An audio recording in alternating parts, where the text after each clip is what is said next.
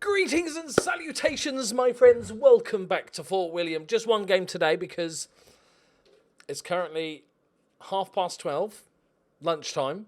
I've been up all night having a session of Football Manager, and I'm very tired. My voice is going, but I wanted to make one. I've done something bad. I just wanted to make a video. It's like confession. I have sinned, and I have spent lots of money that I shouldn't have done, and I'm very sorry. I blame it on the tiredness. I'll take you through the results. It's been up and down, as you can see. So we played Hearts, beat them 2-1. They're a third-place team, so that was good. Ryan Miller and Robert Shinney with the goals. We lost to Celtic. We were much better team. Perez got a late goal for us. They were 3-0 up. They had 3 shots on target, scored all 3. That was really annoying. We played so well. But then we beat Hearts again, 3-2. Perez and Bosniak, he scored some good goals. He's already scored 2 little chips over the goalkeeper. A lovely volley as well. Looks absolute quality. Unfortunately, the other dude, Boogie, is utter shit.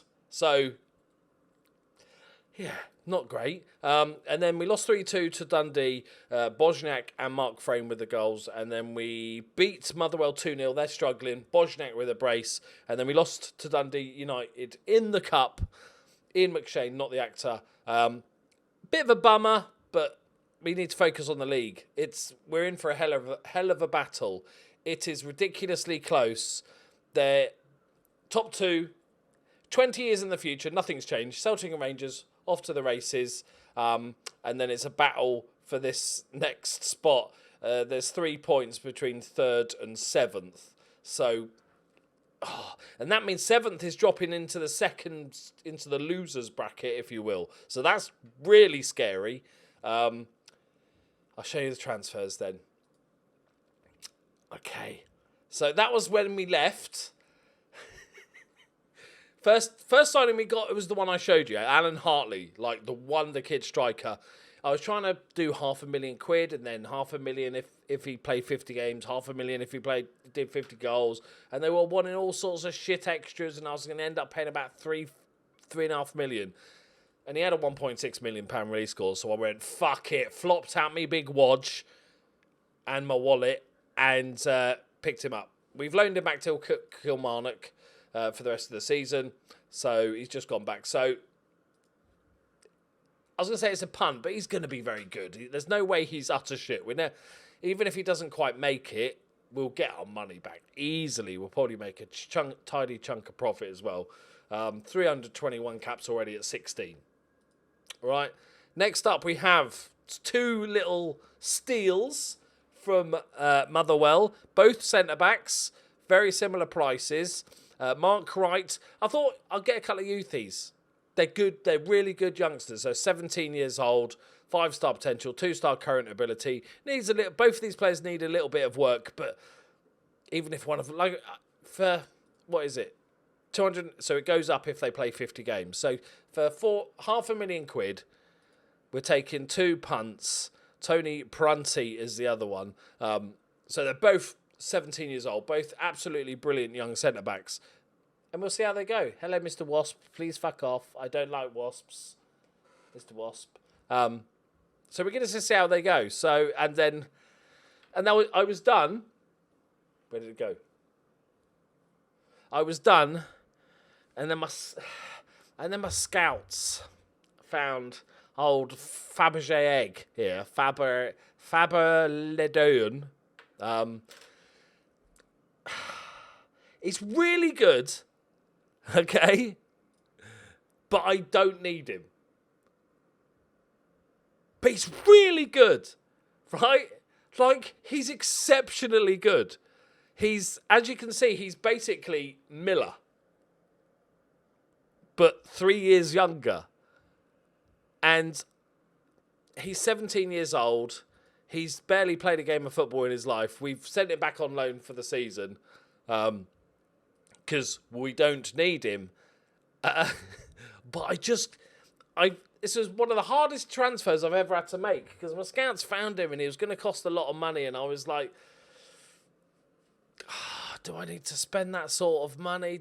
Should we go for it? Really good personality, driven personality, fantastic. 19 determination, everything you want from a number 10. And if we compare, for instance, to Miller, our superstar, like Miller's slightly better physically, a little bit more vision, a little bit more attacking, less technical, slightly less in the air. But the other guy's 3 years younger. This guy's a £10 million player. So what I'm thinking is it's an investment. Either we get him and it's going to be hard to play them both and keep them both happy. Neither of them can really play as a Mazzella. It might be a case that next season we go to a secondary playmaker, a deep line playmaker. Neither of them can play that deep playmaker role, so we might have to move that to a defensive midfielder, which is fine.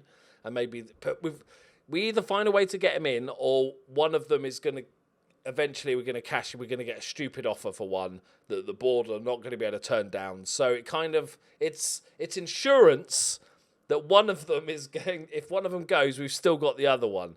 So it's a lot of money. But let me know what you think of him, though. For us, not just because he's a wonder kid, but for a team like Fort William, picking up a 17-year-old like this, it was just I couldn't turn it down, even though we didn't need it. I ummed and ahed for ages. It was ridiculous. But to compensate a little bit for my spending spree, Lewis Adams, our centre-back, sort of third, fourth choice centre-back, probably fourth, fifth choice centre-back because we've got those two youngsters as well. We sold for £1 million to Motherwell, so we've given him something back. You know, it's a better player, but he's English, so we've got to get rid of those English people. And also, speaking of getting rid of English people, Scott Beckett, the right back, has gone to Watford for 1.7 million, going up to 2.1. He never really did it. He was always like, he's a footballer, isn't he? Like, he does the footballs, but he never actually produced anything. He never made horrifically terrible errors, but get 1.7 million for him. So we made a little bit of cash there to 2.7, let's say 3 million. So we paid for him. Yeah, so, it's expensive. So this season we spent 16 million quid, but we've also raised 15.5. So we've wiped our face with it. Does mean finances are a bit low, that we're going to end up the season in the minus. But what we have got is an exceptional team of young talent. Like, ridiculously good, including the two new centre-backs. If we look at the Scotland team, right, here's the senior squad, okay? We've got Elvis, who's Scotland's #1 goalkeeper. 50 caps now for Elvis. We've got Willie Cockburn, who's on the fringes, plays the odd game for Scotland. We've got Ryan Miller, who amazingly hasn't got a senior cap yet, which is ridiculous. And we've got Scott Cowie, who's like another one that's just kind of in and about and stuff like that. He's okay.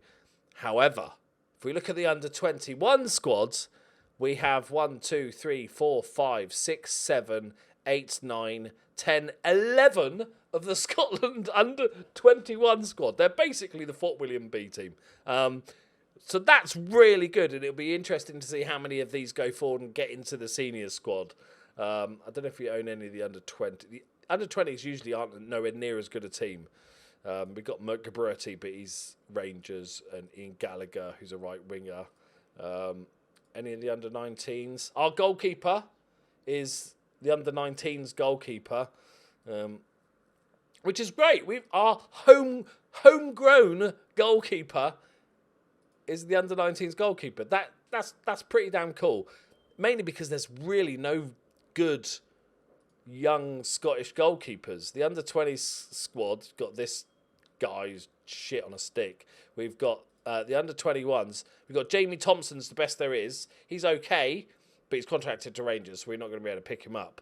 But I don't think he's going to develop into a worldie. And the only other one is here, Carlo Rowan, 21 years old, but he's at Celtic. So they're the only good up-and-coming goalkeepers, really. So But we're getting there. Maybe we need to just complete the full set of under-21s. That would be a decent shout. But I'm really looking forward to seeing those get called up to the international squad. Right. As I said, we're going to play one game today because I want to go to bed. Cockburn is suspended. We've got Tom Percy. I don't know why. Why is their ability and potential unknown? I own these players. It's weird, isn't it? They were there a minute ago. I don't know why they've gone, but they've gone. Right, Derwin's going back in. Nanny McVie can go on the bench. You can get off there because we don't need you now. Right, so Kabugo. I think this is his last chance saloon. Not of all time, but otherwise he's going to get dropped. Trouble is he's set as a key player, so we'll just maybe preemptively sneak that in. Don't tell him. He'll notice it. When he goes to complain, he'll realise I've changed it to rotation and it will be fine. We've had little minor tweaks to the system, but nothing too heavy. I'm still unsure of the Mazzella, but it's really untested because Gallagher, who he signed to play there, has only played, I think, twice or three times. He had a virus and was out for 2 weeks. I had to send him home for 2 weeks. So we don't really know yet. Right, come on, boys. Duncanson, Gallagher. Well, I've always said the Mazzella is the best. I'm so good at this. I say something good and shit happens. If I say I'm unsure, it's just written, isn't it? All right, let's have a look at the old league table. Where are Raith? Raith are 9th. They're not really in the picture for this top group, unless they put a hell of a run together towards the end of the season. But I'm incredibly impressed by Bosniak. Now, obviously, he won't score this game, but he's looked superb. Right, Miller, Adkins. As I said, he's looked really good. I think what I like about him more so is he's good. He's decent in the air as well. He's solid in the air. Double figures, 10 head in, or 13 head in, 10 jumping reach is okay. So many of those quick strikers are just like, oh, he's got 6. Go on. It's offside. So many of those like really good strikers have like 6 jumping reach and 4 heading. So it's nice to get an all-rounder in there. This is good, boys. This is what we need. I don't think we're pushing Celtic and Rangers. But I want that 3rd spot. I want to pull out Real Madrid next year in the Europa Cup qualifying round. I'm not bitter, right? Definitely not bitter about that fucking qualifying round. Let's get more goals, boys. I'm up for it. Let's do it.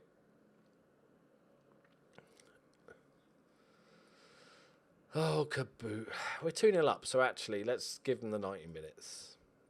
If it's his last chance for a while, then at least let's give him the full time. And is it too cocky to rest Miller? No, let's be cocky. Let's do it. Don't concede 2 goals, please. RT's. Nice. Perez. A lot of work to do. Just needs to play it back. There we go. Derwin. RT's. Gallagher. Oh, I thought he was going to do it again then. Nice though, boys. Nice. Hibs are winning 2-1.